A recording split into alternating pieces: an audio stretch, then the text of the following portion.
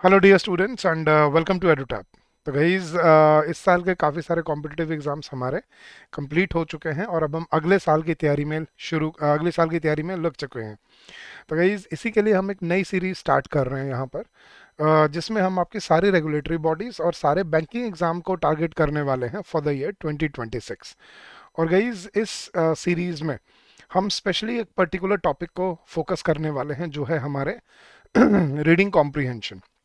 अब guys reading comprehension क्यों important है? एक तो ये हर पेपर में आता है, चाहे वो कोई भी बैंकिंग एग्जाम हो, कोई भी रेगुलेटरी बॉडी एग्जाम हो। और ये सबसे ज़्यादा वेटेज के साथ आता है, कम से कम 7 से 8, कम से कम बोल रहा हूँ 7 to 8 मार्क्स का आपका रीडिंग कॉम्प्रिहेंशन रहता है आपका प्रीलिम्स में या फेज 1 में। तो आउट ऑफ 30 क्वेश्चंस अगर आपको 7 से 8 मार्क्स अगर आपकी गारंटी हो जाए, तो I think it makes it easier for you to reach your cut off mark. तो ये उसी के लिए है गाइज। तो अब ये सीरीज रेगुलरली चलेगी। हर हफ्ते आपको हर वेडनेसडे और सैटरडे को सुबह 7 बजे ये सेशंस मिलेंगे और आपको डेली, वैसे तो डेली ही ये लेक्चर्स मिलने वाले हैं, हफ्ते में 2 दिन क्वांट्स के। ठीक है, मंडे और थर्सडे, फिर ट्यूसडे और फ्राइडे आपके रीजनिंग के, और वेडनेसडे और सैटरडे आपके इंग्लिश के लेक्चर होने वाले हैं। So this is the first lecture of that series. तो आज हम पहला दिन है इसका स्टार्ट कर रहे हैं। बट गाइज आगे बढ़ने से पहले, अगर आप एक लॉन्ग टर्म विजन के साथ तैयारी कर रहे हो, तो गाइज मैं आपको बताना चाहता हूँ अपने रेगुलेटरी बॉडी कोर्सेज के और अपने बैंकिंग कोर्सेज के बारे में। गाइस वैसे तो लिंक इस वीडियो के डिस्क्रिप्शन में भी दिया हुआ है, but let me show you a simpler way of achieving it. Guys आपको बस क्या करना है, आपको अपने गूगल पे जाना है और गूगल पे जाके बस आपको टाइप करना है edutap.in। आप जैसे ही edutap.in सर्च करके एंटर प्रेस करेंगे, आप सीधा हमारे लैंडिंग पेज पे आ जाएंगे और थोड़ा सा नीचे स्क्रॉल करेंगे, ये दिखेंगे आपको सारे हमारे कोर्सेज। अब इसमें आप बैंकिंग कोर्सेज में क्लिक करेंगे गाइज, तो यहाँ पे आपको नीचे आके बैंकिंग कोर्सेज दिखेंगे। तो गाइज ये है हमारे 2 कोर्सेज जो अगले साल के लिए हम टारगेट कर रहे हैं। ये गाइज आपका RBI grade A grade B plus banking महापैक कोर्स। इसमें आपके सारी रेगुलेटरी बॉडीज कवर हो जाती हैं, NABARD, RBI, SEBI, IFSCA, PFRDA, IRDAI. और आपके सारे बैंकिंग एग्जाम कवर हो जाते हैं, जैसे एसबीआई, आईबीपीएस और आरआरबी। और ये है गाइज आपका दूसरा कोर्स, बैंकिंग एग्जाम महापैक कोर्स। ये सिर्फ बैंकिंग के लिए है। अगर आप सिर्फ बैंकिंग एग्जाम को टारगेट करना चाह रहे हो, तो S B I P O, S B I clerk, I B P S P O, I B P S clerk और R R B P, R R B clerk, तो इन 6 exam को आप यहाँ से टारगेट कर सकते हो। नो गाइस, इस पे अभी हम फ्लैट 75% डिस्काउंट ऑफर कर रहे हैं इन कोर्सेज पे। And the coupon code is DEC75, DEC December 75। तो come join us, streamline your preparation and make your journey constructive and fruitful for yourself. चलिए गाइज, तो शुरू करते हैं अपना आज का लेक्चर। तो गाइज हर लेक्चर में क्या करेंगे, हम एक रीडिंग कॉम्प्रिहेंशन हम क्लास के अंदर सॉल्व करेंगे और एक कॉम्प्रिहेंशन में आपको होमवर्क के लिए देके जाऊंगा, जिसके आंसर आपने मुझे उसी वीडियो के कमेंट सेक्शन में देने होंगे। ठीक है, तो चलिए गाइस शुरू करते हैं। सबसे पहले मैं आपको इस वीडियो के बारे में बताता हूँ गाइस। तो जो फर्स्ट डे है अपना, हम रीडिंग कॉम्प्रिहेंशन से स्टार्ट कर रहे हैं। रीडिंग कॉम्प्रिहेंशन के ही क्वेश्चन हम पढ़ के सॉल्व करने वाले हैं। अब ये कौन से एग्जाम के लिए इंपॉर्टेंट है? कोई भी आपका रेगुलेटरी बॉडी एग्जाम है, RBI, SEBI, NABARD, PFRDA, IFSCA, IRDI, या कोई भी बैंकिंग एग्जाम है जैसे SBI PO, IBPS PO, RRB PO, IBPS clerk, SBI clerk या आरआरबी क्लर्क। प्रीलिम्स में आपको ये कॉम्प्रिहेंशन के वाले क्वेश्चन देखने को ज़रूर मिलते हैं। ठीक है, आरआरबी में शायद नहीं मिलते हो क्योंकि वो रीजनल है, उसमें प्रीलिम्स में नहीं मिलते, लेकिन मेंस में तो उसमें भी आएंगे। मेंस का एग्जाम अगर आप दोगे आरआरबी पी होगा, तो उसमें आपको कॉम्प्रिहेंशन देखने को मिलेगा इंग्लिश में। चलिए गाइस, तो ये सारे कॉम्पिटिटिव एग्जाम है जिनको आप टारगेट कर सकते हो बाय यूजिंग दीज वीडियोस। तो हम top 100 reading comprehension passages solve करेंगे इन वीडियोस में, और हम सॉल्यूशन देखेंगे उनका क्या सॉल्यूशन बनता है, कैसे उनको सॉल्व किया जाता है। तो आज फर्स्ट डे है, मैं आपको अप्रोच समझाता हूँ guys. What is the strategy to solve your comprehension passages in the minimum time possible and with the maximum accuracy possible. तो कम से कम टाइम में और ज़्यादा से ज़्यादा क्वेश्चन आप सॉल्व कर पाओ, उसके लिए क्या ट्रिक्स हैं गाइस? सबसे इंपॉर्टेंट है आपकी रिवर्स रीडिंग। रिवर्स रीडिंग का मतलब क्या होता है गाइस? जब भी आपको कॉम्प्रिहेंशन सॉल्व करना है, हमेशा पहले क्वेश्चंस पढ़ो। कभी भी सीधा पैसेज की तरफ मत भागो, हमेशा always read the questions based on the passage before reading the passage. अब आप सोच रहे हो सर क्वेश्चन पढ़ने से क्या हो जाएगा, कुछ मिल जाएगा, कुछ पता लग जाएगा क्या? यस, बहुत कुछ चीज़ें हैं जो आपको सिर्फ क्वेश्चन पढ़ने से समझ आती हैं। तो जब आपको क्वेश्चन पढ़ना है, सिर्फ उनको पढ़ना नहीं है। Don't just read the questions for the sake of reading them. ठीक है, जब आप क्वेश्चन पढ़ रहे हो अपने कीवर्ड्स मार्क करो। ठीक है, जो क्वेश्चंस में आपको मिलते हैं और उनको लिख लो या मेमोराइज कर लो उनको, ताकि जब आप पैसेज पढ़ो तो आपको आंसर ढूंढने में आसानी हो। गाइस देखो, नॉर्मली जो बच्चा क्वेश्चंस पहले नहीं पढ़ता, अब उसमें क्या, अब आप सब एग्री करोगे मेरे साथ, देखना। मान लो आपको एक 400 वर्ड का, 500 वर्ड का, 600 वर्ड का एक पैसेज दिया हुआ है जो एक रैंडम टॉपिक पे है, जो आज से पहले आपने कभी नहीं पढ़ा होगा। अगर आप पहले पैसेज पढ़ते हो तो होता क्या है गाइस, देखो, you don't know what is important, what is the target, what is where where your answer lies, right.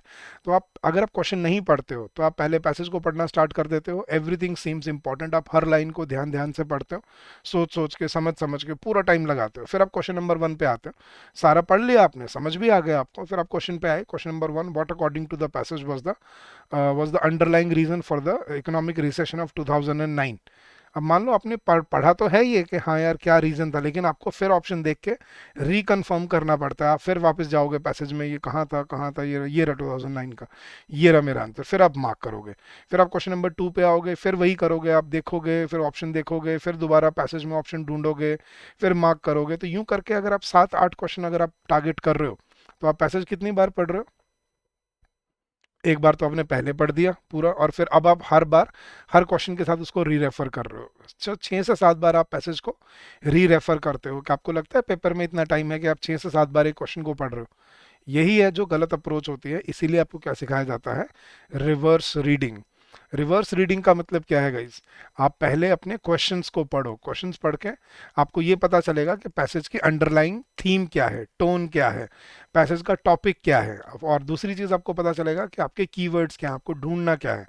अगर आपको ये पहले पता होता कि हमें, मुझे ढूंढना है कि underlying reason for the recession of 2009, अगर मुझे पहले पता होता तो, और मैं फिर पैसेज पढ़ रहा होता, पैसेज पढ़ते पढ़ते जैसे ही वहां पे इकोनॉमिक रिसेशन की या 2009 की बात आती, मुझे वहीं पता लग जाता, मेरा ब्रेन मुझे बता देता यहाँ मेरा आंसर आने वाला है, राइट। और वहां पे आप अपना आराम से रुक के अपना आंसर ढूंढ के और उसको सीधा वहीं के वहीं मार्क करके आप आगे पढ़ना शुरू कर सकते हो। सो इसलिए रिवर्स रीडिंग बहुत इंपैक्टफुल होती है। So mark the keywords in the questions and memorise them. Try to recognise the main idea of the passage. हमेशा पैसेज का मेन आइडिया ढूंढने की कोशिश करो। Know what to look for, हमको ये पता होना चाहिए आपको ढूंढना क्या है। अगर आपको ये नहीं पता टारगेट क्या है आपका, तो फिर आप, you are just aiming in the air, हवा में आप तीर चला रहे हो। फिर आप, ठीक है, लग गया तो लग गया, नहीं लगा तो नहीं लगा। लेकिन अगर आपको ये मालूम है आपको ढूंढना क्या है, then it becomes a targeted approach. कि अगर आपको ये पता है कि मेरे ये कीवर्ड्स हैं, मुझे ये पॉइंट्स ढूंढने हैं पैसेज में, अब जब आप पैसेज पढ़ोगे तो it is no more like a story to you. जैसे आप पहले पढ़ रहे थे, हर चीज़ इंपॉर्टेंट थी, हर चीज़ क्रूशियल थी, लेकिन अब हर चीज़ इंपॉर्टेंट नहीं, अब आपके कीवर्ड्स इंपॉर्टेंट है सिर्फ। अब वो ढूंढना आसान होता है।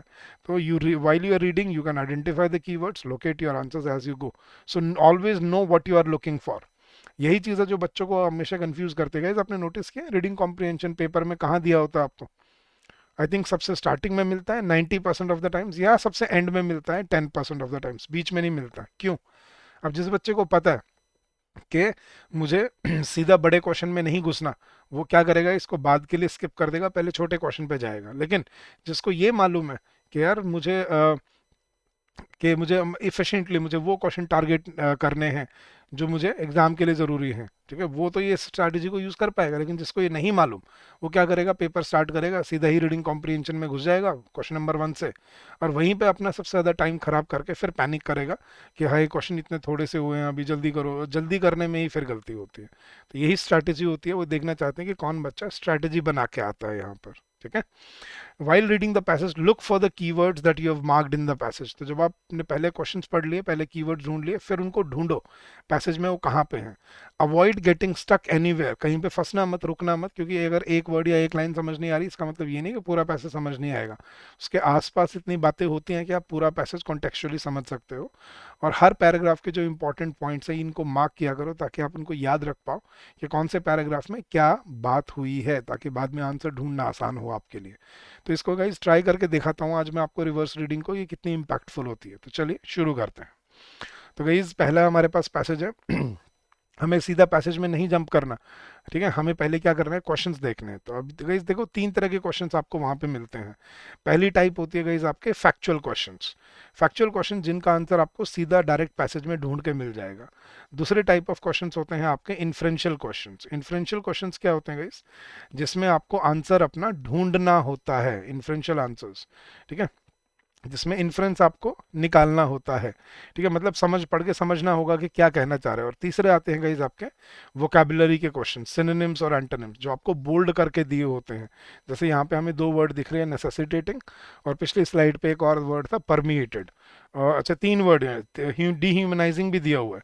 तो तीन वर्ड, दो या तीन वर्ड आपको मिलेंगे और हमें ढूंढना होगा उनका सिनोनिम या एंटोनिम क्या होता है। ठीक है, बट दिखाते हैं गाइस, पहले क्वेश्चन पढ़ते हैं। तो पहला है, which of the following statements are true according to the passage. ये होते हैं इन्फ्रेंशियल क्वेश्चन, जो आपको पढ़ के ढूंढना होगा कि ये सही है या गलत है, ये है इन्फर करने वाले।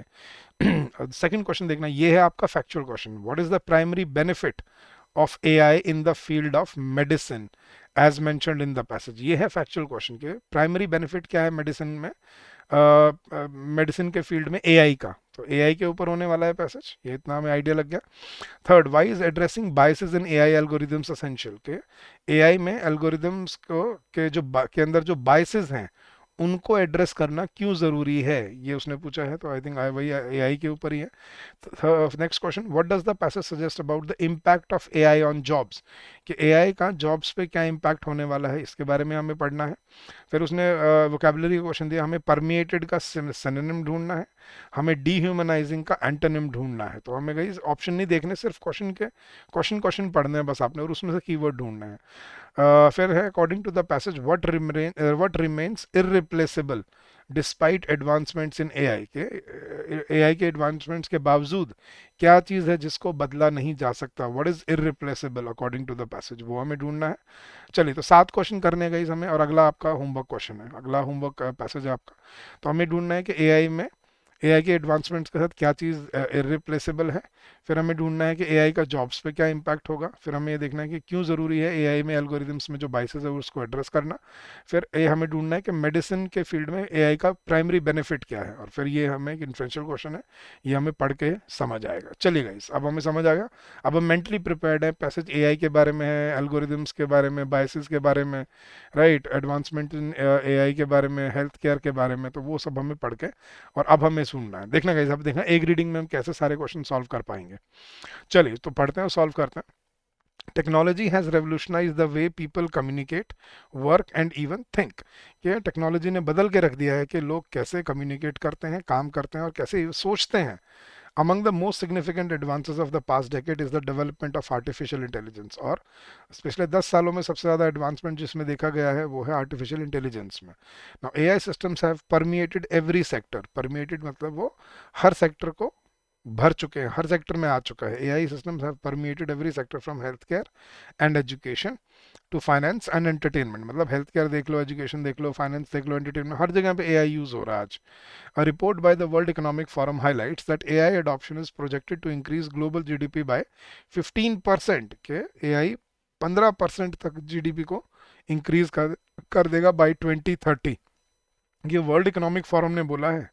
ठीक है, now AI's ability to analyze massive data sets and predict outcomes has made it a valuable tool for decision making। देखो, यहाँ तक हमने पढ़ लिया, समझ आ गया, लेकिन इसमें हमें पता है यहाँ तक हमारा कोई आंसर नहीं है, बट हमें पढ़ के समझ तो आ रहा है। राइट, आगे बढ़ते हैं। One of the most impactful uses of AI in the field of medicine, one of the most impactful uses of AI is in the field of medicine. देखो, यहाँ पे आ गया हमारा आंसर आने वाला है, हमें पता लग गया कि primary benefit of AI in medicine क्या था। तो ये हमारा हमें कीवर्ड मिल गया याद, अगर हमें कीवर्ड याद है तो हमें ये पता चल जाएगा हमारा आंसर मिलने वाला है। ठीक है, now with AI powered algorithms doctor can diagnose diseases faster and with greater accuracy। ये बेनिफिट है कि AI पावर्ड एल्गोरिथम से डॉक्टर्स जो हैं वो डिजीज को जल्दी डायग्नोज कर सकते हैं और उसको एक्यूरेसी से ढूंढ सकते हैं। For example, machine learning models can analyse MRI scans to detect early signs of cancers that might be overlooked by the human eye। Exactly. This technology has the potential to save millions of lives. However, it also raises ethical questions about privacy and the potential misuse of sensitive data, कि ये कुछ खतरे भी हैं इनके साथ खड़े होते हैं। Governments around the world are grappling with the need to regulate AI without stifling innovation, कि भाई अगर हम रेगुलेशन कर देंगे तो फिर लोग इनोवेट नहीं करेंगे, और इनोवेशन के लिए आपको दूसरों की प्राइवेसी और उनको ब्रीच करना पड़ता है। राइट, तो यही डिलेमा में लोग, दुनिया फंसी हुई है इस टाइम पे। तो एक क्वेश्चन हमें मिल गया कि ये जल्दी डायग्नोज करते हैं डिजीज को और फास्टर उसका एक्यूरेसी के साथ करते हैं। चलिए आगे बढ़ते हैं। In education AI powered platforms are personalising learning experiences. तो एजुकेशन के फील्ड में एआई पावर्ड प्लेटफॉर्म जो है वो पर्सनलाइज कर रहे हैं, मतलब जिसको जैसी ज़रूरत है वैसी उसको प्रोवाइड कर रहे हैं। Now these systems assess student strengths and weaknesses, adapting content to meet individual needs. तो स्टूडेंट के स्ट्रेंथ और वीकनेस को असेस करके वो इंडिविजुअल नीड के अकॉर्डिंग कंटेंट को प्रोवाइड कर रहे हैं। While this has been a boon for many learners, critics argue that it risks dehumanizing education by reducing teacher-student interaction. अच्छा, कि हालांकि बहुत लोगों का ये मानना है कि ये बहुत काम की चीज़ है, लेकिन कुछ क्रिटिक्स का ये भी कहना है कि इससे टीचर स्टूडेंट रिलेशन इंटरेक्शन जो कम हो जाते हैं, क्योंकि अगर आप हर चीज़ एआई से ही पढ़ रहे हो तो फिर टीचर स्टूडेंट इंटरेक्शन जो कम हो जाते हैं वो डीह्यूमनाइज हो जाएंगे, मतलब लोगों को, मतलब ह्यूमन टू ह्यूमन कांटेक्ट कम हो जाएगा। ये एक प्रॉब्लम उसने बताई है। Next, AI also faces challenges in terms of inclusivity. Inclusivity में भी कुछ प्रॉब्लम्स हैं, मतलब सभी को बराबर स्तर पे रखना, that's inclusivity. Biases in AI algorithms have led to discriminatory outcomes in hiring practices and lending decisions and law enforcement. तो एआई में जो एल्गोरिथम्स में जो बाइसेस हैं, ये पूछा था ना उसने क्यों ज़रूरी है उनको वो करना, तो इंक्लूसिविटी के लिए ज़रूरी है। इसमें डिस्क्रिमिनेटरी आउटकम्स देखने को मिलते हैं हायरिंग प्रैक्टिसेस में, लैंडिंग डिसीजंस में या लॉ इन्फोर्समेंट में। Addressing these biases is critical to ensuring AI serves everyone fairly. Yes, ये रीजन था कि क्यों जरूरी है मतलब इनके बाइसेस को एड्रेस करना, ताकि सबको फेयरली ट्रीट किया जा सके। That's our answer. Moreover, the automation of jobs by AI systems has sparked debates about unemployment. Job growth के ऊपर भी था ना, जॉब के ऊपर क्या इम्पैक्ट होगा, ये रहा आपका answer. Moreover, automation of jobs by AI systems has sparked debates about unemployment. Experts predict that while AI will create new job opportunities, it will also render many traditional roles obsolete, necessitating upskilling and reskilling. ये है answer आपका, कि experts का मानना है कि AI नई job opportunities create तो करेगा, लेकिन बहुत सारी पुरानी जॉब्स को ऑब्सोलीट भी कर देगा, ख़त्म भी कर देगा, जिसके लिए फिर हमें किस चीज़ की ज़रूरत पड़ने वाली है, अपस्किलिंग की और रीस्किलिंग इनिशिएटिव्स की। Now, despite its challenges, कि हाँ इसमें बहुत सारे challenges है, AI continues to shape the future, promising a world where tasks are performed more efficiently and innovation flourishes. However, the human element, our capacity for empathy, creativity and ethical reasoning remains irreplaceable. ये रहा हमारा तीसरा answer. तो ये पूछा ना उसने, what remains irreplaceable, the human element, our capacity for empathy, creativity and ethical reasoning. ये है जो एआई नहीं बदल सकता, मतलब this is the human element can not be changed, ये उसने बोला है। चलेगा इस अब अपना आंसर करते हैं एक एक करके क्वेश्चन में। Which of the following statements are true according to the passage. अब देखना कितना आसान लगेगा आपको सॉल्व करना। AI is expected to contribute significantly to global economic growth, उसने बोला था 15% ग्लोबल जीडीपी में ग्रोथ देखने को मिलेगा बाय 2030, तो this is correct. AI powered systems have been criticised for ethical issues related to privacy, हाँ ये भी उसने बोला है कि एथिकल इश्यूज हैं, कुछ प्राइवेसी के कंसर्न्स हैं, तो ये भी करेक्ट है। The implementation of AI in education has universally improved teacher student relationship.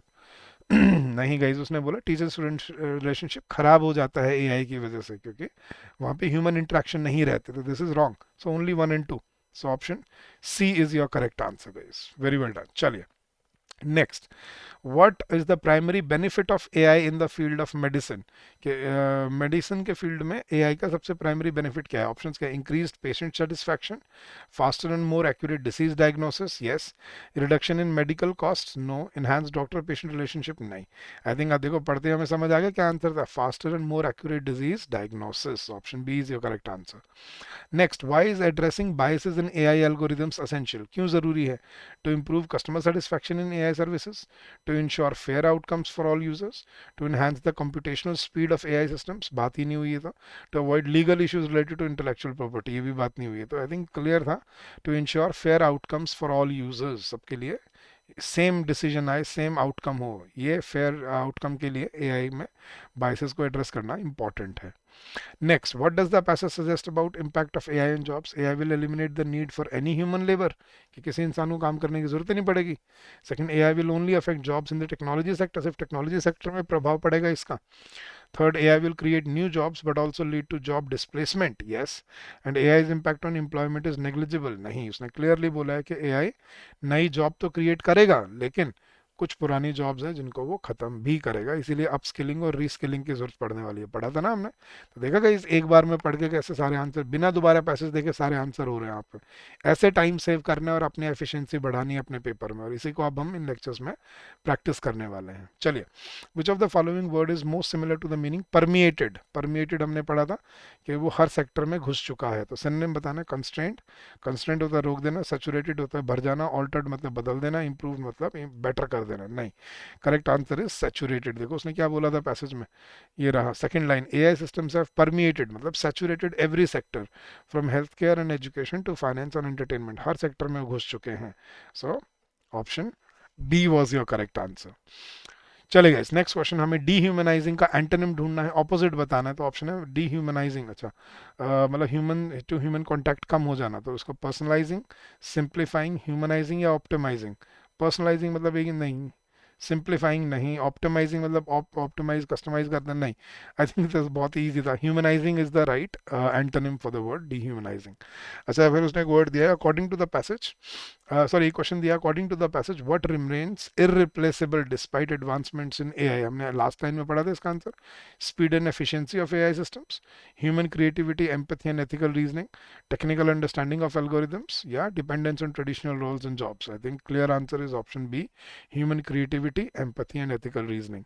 Yes guys, आप बताइए मुझे चैट बॉक्स में आपके कितने ठीक हुए और कितने गलत हुए इसमें से, रिवर्स रीडिंग का क्या इम्पैक्ट आपको देखने को मिला। यस गाइज, कुछ लगा बेटर उसमें कि सर ये, हाँ सर ये बेटर है, इससे हमें एक ही रीडिंग में सारे आंसर मिल रहे हैं। So do share your opinion and your feedback, और कितने ठीक हुए कितने गलत हुए इसमें से आपके, ये ज़रूर शेयर कीजिएगा चैट बॉक्स में, कमेंट सेक्शन में। और गाइज ये रहा आपका होमवर्क पैसेज, छोटा सा दे रहा हूँ आपको, ज़्यादा बड़ा नहीं है, लेकिन इस पे 5 क्वेश्चन है, देखते हैं आप कितने इसमें से ठीक करते हो, कितने इसमें से गलत करते हो। इनका आंसर आपने मुझे एक ही कमेंट में, अलग अलग मत देना, एक ही कमेंट में, जैसे क्वेश्चन 8 का ए बी सी जो भी है, फिर कॉमा लगा के क्वेश्चन 9 का बी या सी जो भी है, एक ही कॉमेंट में आपको पाँचों के आंसर देने हैं, और फिर देखते हैं इनमें से आप कितने ठीक करते हो कितने गलत करते हो। तो ये है आपका पहला क्वेश्चन, क्वेश्चन नंबर 8। आप वीडियो को पॉज करके भी यहाँ पे कर सकते हो, नहीं तो गाइज आपको ये पीडीएफ भी मिल जाएगा हमारे टेलीग्राम चैनल पे। हमारे टेलीग्राम चैनल का लिंक आपको इस वीडियो के डिस्क्रिप्शन में दिया हुआ है।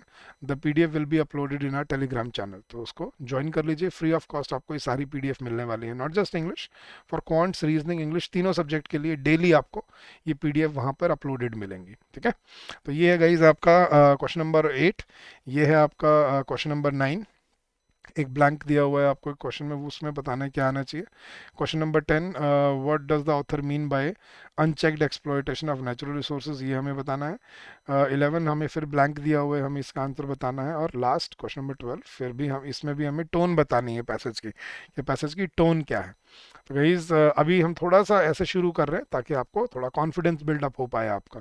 इजी ले रहे हैं, टाइम हम बाद में पिक करेंगे, जल्दी करेंगे, स्पीड अप करेंगे, स्किमिंग सीखेंगे, और भी चीज़ें अभी हमें करनी है, but let's start from the very basics today. ठीक है, तो ये 5 क्वेश्चन है, आपको 5 क्वेश्चन के पैसेज के आंसर, छोटा सा पैसेज है, ज़्यादा बड़ा नहीं है, आगे चल के मैं बड़े पैसेज भी दूंगा, बट इनिशियली मैं आपको छोटे पैसेज देना चाह रहा था ताकि आपको एक हैबिट बने इनको सॉल्व करने की, मज़ा आने लगे इनको सॉल्व करने में। ठीक है, चलेगा गाइज, तो आज के सेशन के लिए इतना ही। और गाइज जाने से पहले फिर मैं आपको बता जाता हूँ कि गाइज अगर आप regulatory body exams, RBI, SEBI, NABARD, IRDI, IFSC, PFRD, इन एग्ज़ाम को और बैंकिंग एग्ज़ाम को टारगेट करना चाहते हो, तो हमारा फुल वीडियो कोर्स आपके लिए अवेलेबल है, जिसमें आपको सभी आपको सब्जेक्ट्स के लिए concept classes, concept notes, chapter wise test, full length test, GD plus interview guidance, weekly और मेंटर टॉक मिलती है। और अगर आप सिर्फ बैंकिंग को टारगेट करना चाहते हो, तो इसमें आपको सिर्फ बैंकिंग के लिए भी एसबीआई, आईबीपीएस और आरआरबी, पीओ और क्लर्क के लिए सारे सब्जेक्ट्स की कॉन्स, रीजनिंग, इंग्लिश, जीए की concept classes, chapter wise test, full length test और सॉल्व पीवाईक्यूज मिल जाते हैं। तो लिंक आपको इस वीडियो के डिस्क्रिप्शन में मिल जाएगा हमारे कोर्सेज का, वहाँ से भी आप क्लिक कर सकते हो, नहीं तो मैंने आपको स्टार्टिंग में बताया था, अपने गूगल पे जाके बस आपको टाइप करना है edutap.in and you will land on our home page, वहाँ से आप हर चीज़ को एक्सेस कर सकते हो। तो गाइज ज़रूर अपना फीडबैक शेयर कीजिएगा इन क्लासेस के बारे में, अपने एक्सपीरियंस के बारे में, are these classes helping you out or not, how is your experience. तो do share your feedback with us on the given email ID feedback@edutap.co.in। और गाइज अगर आपका कोई डाउट हो, कोई क्वेरी हो, you can always call us on this number during the office hours, which is 81462072441. That's our official number. You can get in touch with us during the office hours.